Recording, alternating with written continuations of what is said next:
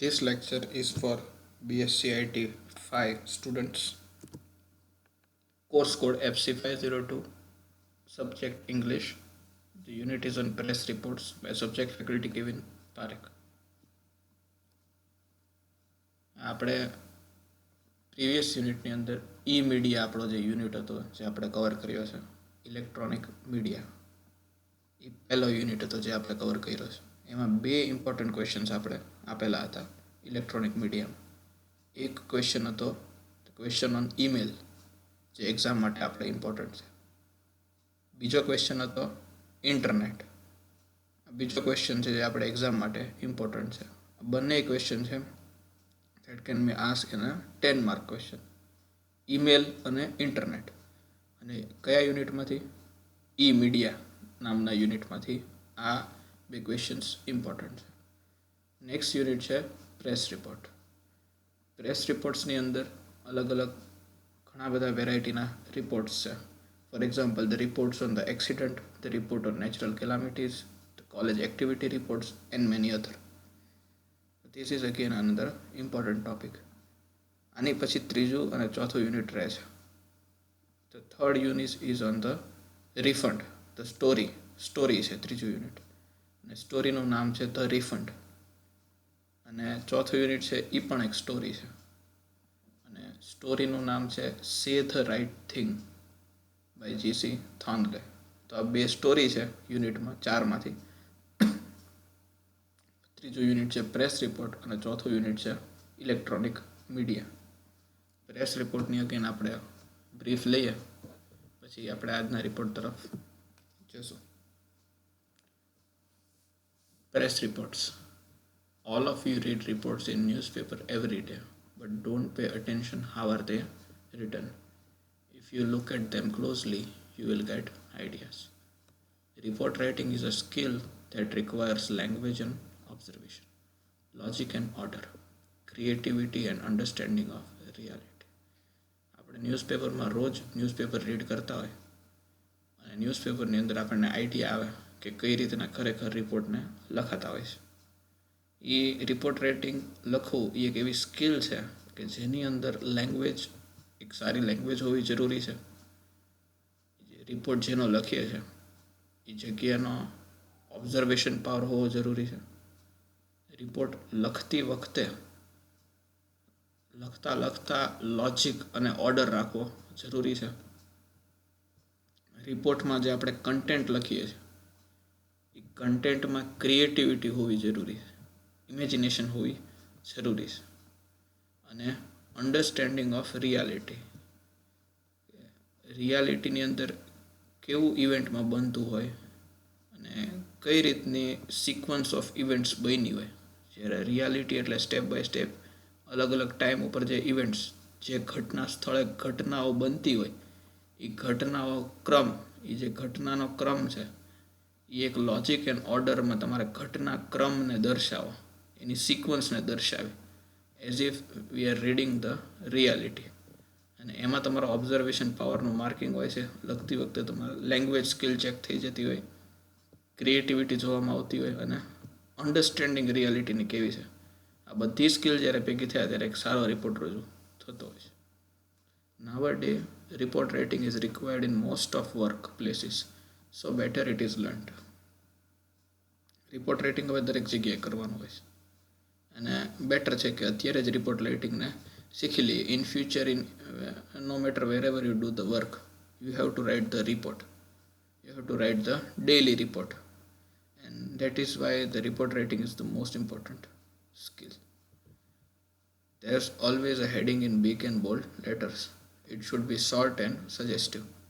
Heading કેવો હોવું જોઈએ કહે છે કે it should be in a big and bold letters, the heading, and it should be very short. The heading should be short and suggestive. It must give clear idea of the event. There can be subtitle also. It provides additional but important details. Below the heading or subheading, mention the name of news agency, date and place of event. This is most important. Heading or subheading ની અંદર પછી news agency કઈ છે, date and place of event that you have to mention and describe below the heading. If this is the heading, then below the heading you have to write the date and the location. So this is the heading, and below the heading there is a date and location. So write the date and the place of the event.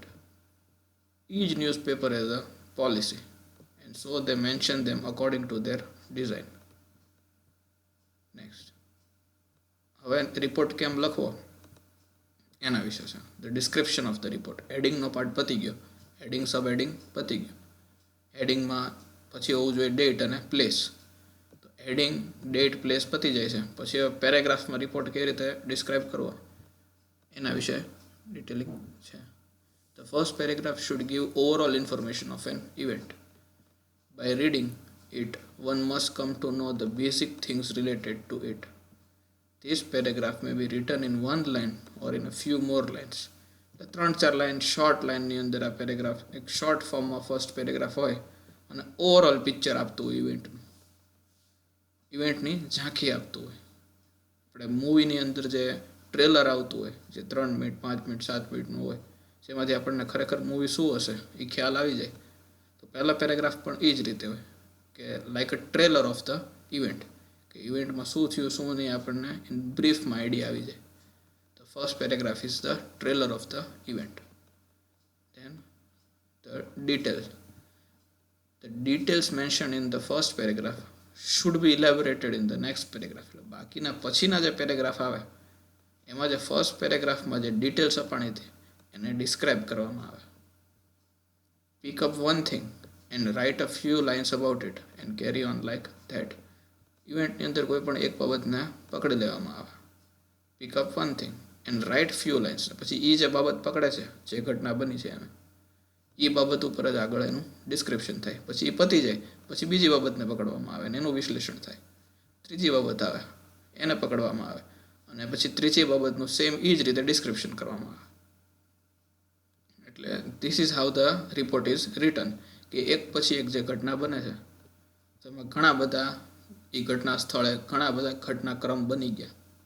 તો જે એક ઘટનાક્રમ 1, ઘટનાક્રમ 2, ઘટનાક્રમ 3, જે ઘટના બનતી જાય છે, જેનો ક્રમાંક બનતો જાય છે, એ એક એક ઘટનાક્રમને વિસ્તારથી વ્યક્ત કરવા, એનું ડિટેલ ડિસ્ક્રિપ્શન આપવું.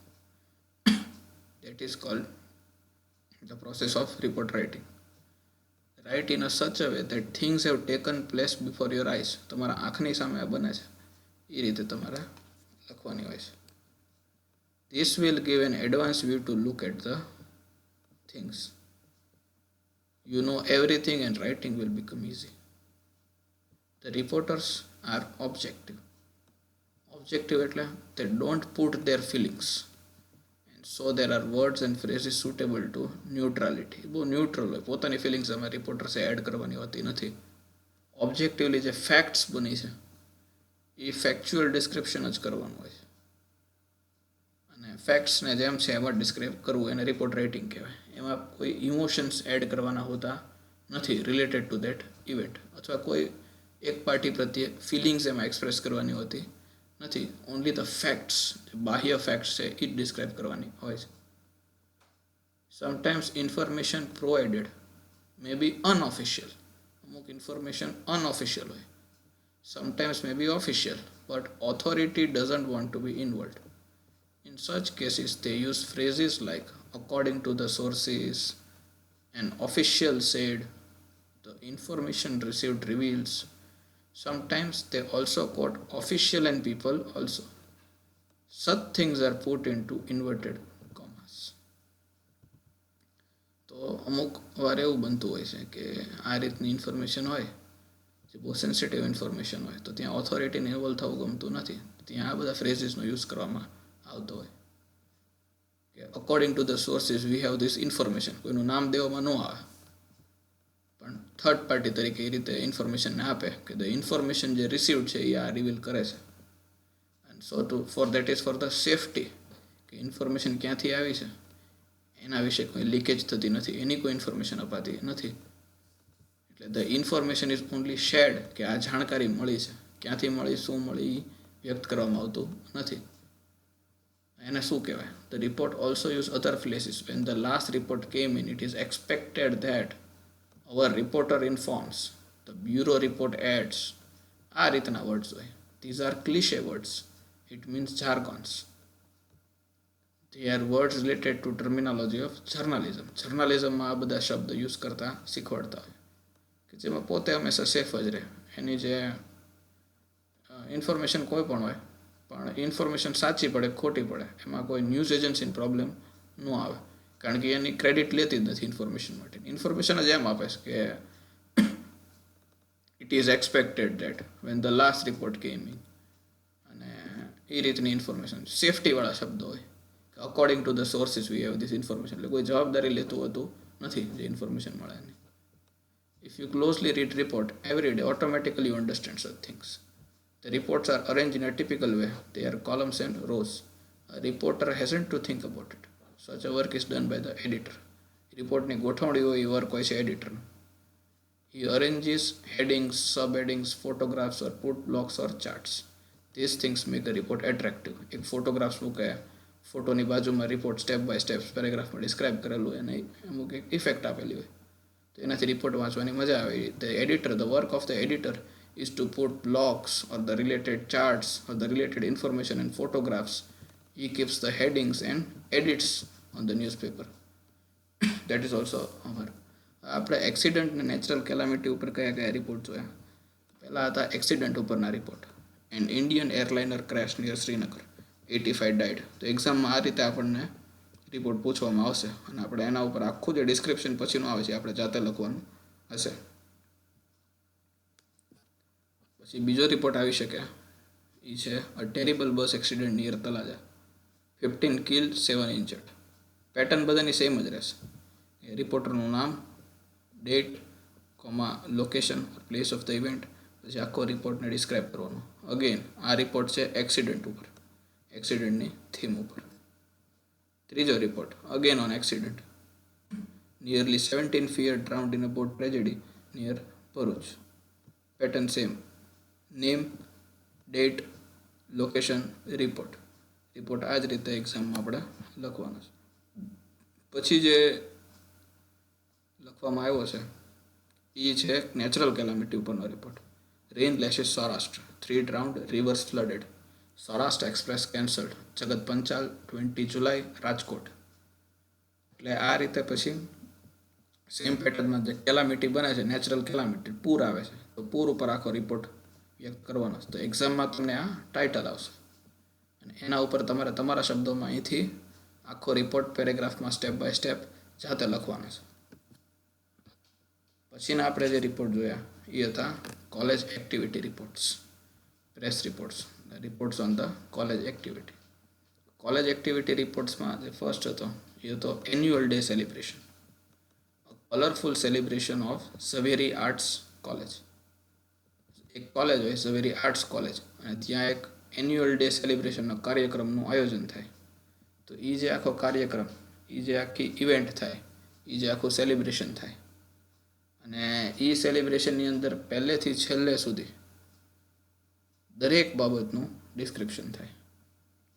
સૌથી પહેલાં સ્ટાર્ટ ત્યાંથી થાય કે ઇવેન્ટ કયા ઓડિટોરિયમમાં ઓર્ગેનાઇઝ થઈ હતી, સ્વામી વિવેકાનંદ ઓડિટોરિયમમાં. ઇવેન્ટ કેટલા વાગે હતી? સવારે 9 વાગે. આ બધી બેઝિક વસ્તુ છે. ઝવેરી આર્ટ્સ કોલેજની ઇવેન્ટ હતી, ઇવેન્ટનું નામ હતું એન્યુઅલ ડે સેલિબ્રેશન, ઇવેન્ટનું આયોજન થાય છે સ્વામી વિવેકાનંદ ઓડિટોરિયમમાં, સવારે 9 વાગે થાય છે. હવે એનો બાકીના પેરેગ્રાફ છે એમાં ઇવેન્ટમાં શું થાય છે એ આવે છે. Starting from here to the end એ ઇવેન્ટની અંદરનો પાર્ટ આવે છે કે એન્યુઅલ ડે સેલિબ્રેશનની સ્ટાર્ટિંગમાં કોણ આવે છે. તો એક બ્રીફમાં એવી રીતે ઇન્ફોર્મેશન આવે છે કે પહેલાં ચીફ ગેસ્ટ આવે જેના એસપી ડિસ્ટ્રિક્ટના શ્રી આશિષ સોલંકી, પછી યુનિવર્સિટીના રજિસ્ટ્રાર આવે, પછી ગેસ્ટ ઓફ ઓનર હોય છે અને પછી ગેસ્ટનું એકવાર વેલકમિંગ થઈ જાય પછી પ્રેયરથી ઇવેન્ટ શરૂ થાય અને ઇવેન્ટ શરૂ થાયથી એન્ડ સુધી સ્ટેપ બાય સ્ટેપ બધું આવે કે એકવાર વેલકમિંગ ગેસ્ટ થઈ જાય પછી પ્રિન્સિપલ સરની સ્પીચ આવે છે, એ હેપીનેસ વ્યક્ત કરે છે.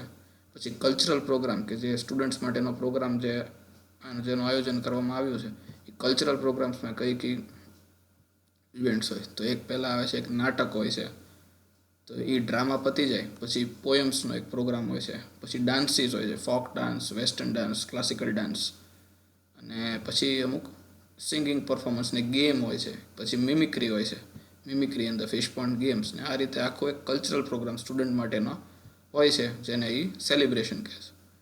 એ પતી જાય પછી એવોર્ડ સેરેમની હોય છે આખી સ્ટુડન્ટ્સની, અને અલગ અલગ ક્ષેત્ર ઉપર સ્ટેટ, નેશનલ, એનસીસી, એનએસ અથવા ટોપ 10 સ્ટુડન્ટ્સ જે રેન્કમાં આવેલા હોય એજ્યુકેશન ભણવામાં, એ લોકોનો ઓનર કરવામાં આવે છે.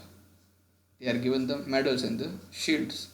નેક્સ્ટ હોય છે સ્પીચ બાય ધ ગેસ્ટ સ્ટુડન્ટ્સને મોટિવેટ થાય એના કેરિયરમાં, પોતે જ્યાં સુધી પહોંચ્યા છે ત્યાં સુધી સ્ટુડન્ટને પહોંચવા માટેનું માર્ગદર્શન આપે છે અને મોટિવેટ કરે છે. લાસ્ટલી આવે છે આખી ઇવેન્ટનું વોટ ઓફ થેન્ક્સ, આભાર વ્યક્તિ. આ રીતે આખું એક કોલેજ એક્ટિવિટીનો રિપોર્ટ્સ લખાતો હોય છે, starting from the very basic to the end, step by step દરેક વસ્તુનું અહીંયા વ્યક્ત થતું હોય.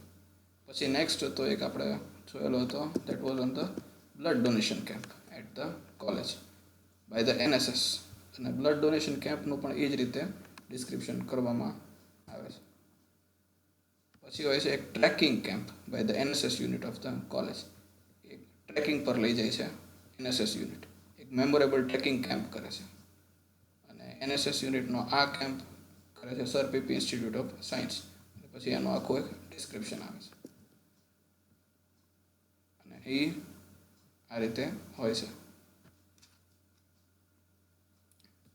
એ જે એનએસએસ કેમ્પનું જે ટ્રેકિંગ હોય છે ત્યાં આપણે અહીંયા હતા કે ટ્રેકિંગની સ્ટાર્ટિંગ એ રીતે થઈ ગઈ, memorable trekking camp organise by NSS unit of sir PP Institute of Science, અને એ ટ્રેકિંગમાં અબાઉટ 200 સ્ટુડન્ટ્સ પર પાર્ટિસિપેટેડ. પછી ઇવેન્ટનો જે મેઇન પાર્ટ છે આપણે લખીએ છીએ by Satish Gaur, he is the reporter. The event is written at 3rd July, Bhavnagar. તો ડેટ એન્ડ લોકેશન. ટ્રેકિંગ કેમ્પની અંદર trekking camp was organise by NSS and by the sir PP Institute of college. તો બસોની જે સંખ્યા જે ઇવેન્ટ ટ્રેકિંગ પર જાય છે એમાંથી 132 boys were there and 62 girls were there out of that, or 132 students, boy students, and 68 girl students were there out of 200 students. And the event was on the 29th July 2016. And the coordinator of that event, the NSS coordinator, was Mr. Shah. And with the help of the students, he starts. પછી location આવે છે, event ક્યાં હોય છે, તો the trekking camp was organised at Shatrunjay hill at Palitana. And the event started at the 7:30, where all the students started trekking at Shatrunjay Hill. They started at 7:30 and they reached the hill at 10:15. 200 જણા હોય શેત્રુંજય પર્વત ચડવાની શરૂઆત કરે છે, 3 કલાકમાં 3 કલાકમાં એ hill પર ચડી જાય છે, અને એનો એક ટ્રેકિંગ કેમ્પ હોય છે. ભાવનગરથી પાલિતાણા બસની અંદર by bus the NSS coordinator mister Shah takes the responsibility of taking them from Bhavnagar to Palitana. અને ત્યાં એક જાહેરાત કરે છે કે કોઈ પણ ડેન્જર હોય, મુશ્કેલી હોય તો he needs to be informed. પછી બીજા ઇન્સ્ટ્રુમેન્ટ્સ ક્યાં લે છે એના વિશે આ પેરેગ્રાફમાં એની વિગત આવે છે કે they all started the trekking with all equipments like bags, some food, water with them. Students food, water, બીજા બેગ્સ, બીજા ઇક્વિપમેન્ટ્સ લઈ જાય છે. તો પર્પઝ શું હતું? એનએસએસ એટલે નેશનલ સર્વિસ સ્કીમ, તો કંઈક સર્વિસ આપવો એનો એક પર્પઝ દરેક ટ્રેકિંગ કેમ્પની સાથે સાથે પણ એનું હોય છે. તો ટ્રેકિંગ કેમ્પમાં જ્યારે હિલ પર પહોંચી જાય છે, પહોંચ્યા પછીનો જે પર્પઝ હોય છે was to clean the hill. The students were asked to collect plastic and other waste. As lots of visitors come the hill, it becomes a dirty place. Professor Shah said our mission was very clear for the trekking. We want to create awareness among the students and people. It is our duty to keep holy place plastic free. Our surrounding should be clean. I am happy that we have served our purpose. એ વ્યક્ત કરે છે કે અમારું mission પહેલેથી clean હતું, clear હતું, કે ત્યાં હિલ ધાર્મિક જગ્યા છે એ ત્યાં સ્વચ્છતા રહેવી જોઈએ, ચોખ્ખાઈ રહેવી જોઈએ, અને એ જ ઉદ્દેશ્યથી અમે ઇવેન્ટ પર ગયા હતા અને અમે ક્લીનલીનેસ ફેલાવી જે લોકોએ જોઈ અને વખાણી અને એને ફોલો કરી. Next, it was memorable as one of the student said, I am a last year student, but this is the first time I am doing a trekking like this. It is going to be a memorable for me. While the secretary of the Setrunjay Society was contacted, he told, "We are really happy that students have cleaned the hill. We always ask people to maintain sanity of such a reverend place." Sanity એટલે ચોખ્ખાઈ, રેવરન્ટ એટલે ધાર્મિક જગ્યા. It's good. uh, it's good that this act will become a model for inspiration to others. For many other students, such work was a stepping stone for their service to society. ઘણા સ્ટુડન્ટ્સે પહેલી જ વાર આવી રીતના society માટે કંઈક service, કંઈક સેવા કરી હતી. એ લોકોને આ કહેવાથી સારું લાગે છે કે કોઈ સોસાયટી માટે, સમાજ માટે એક પાલીતાણા હિલ જે ધાર્મિક જગ્યા હતી ત્યાં સ્વચ્છતાનું એક સરસ મજાનું મિશન, એક સરસ મજાનું ટ્રેકિંગમાં એન્જોય કરતાં કરતાં એક સરસ પણ કામ પણ કર્યું અને એનો એ લોકોને સંતોષ હતો. એ અહીંયા વ્યક્ત થાય છે. They were thankful to college, the coordinator and all the one who helped in the organizing the camp. Then by 5 p.m. the trek came to an end. All of them were with a new experience and wanted to share it with everyone. સાંજે 5 વાગે, સવારના 7:30થી event શરૂ થાય છે શેત્રુંજય ચડવાની. પછી સાંજે 5 વાગે જે ઇવેન્ટ પૂરી થાય છે, the track came to and. All of them with new experience and wanted to share it with everyone. બધાને પોતપોતાના અનુભવ હોય છે એ શેર કરવું હોય બધા સાથે. They shared their experience in bus when they started their journey back to Bhavnagar. આપણી કોલેજમાં પણ આવી એક ઇવેન્ટ થયેલી છે કુડા માટેની, જે બધા કુડામાં આપણે ગયેલા હતા. Even I was the part of the event. અને બહુ સરસ મજાનો એક એક્સપિરિયન્સ હતો. જે લોકો હશે મારી સાથે આ જે NSS કેમ્પ થયો ત્યારે એ બધાને ખ્યાલ હશે what was the event. Same આ જ રીતની એક ઇવેન્ટ હતી. The trekking was completed with enjoyment, pleasure and without any harm to any student. આ ટ્રેકિંગ દરમિયાન કોઈને કાંઈ નુકસાની થતી કે ઇન્જરી કે એવું નહોતું, પણ એન્જોયમેન્ટ મળ્યું હતું. They were very happy.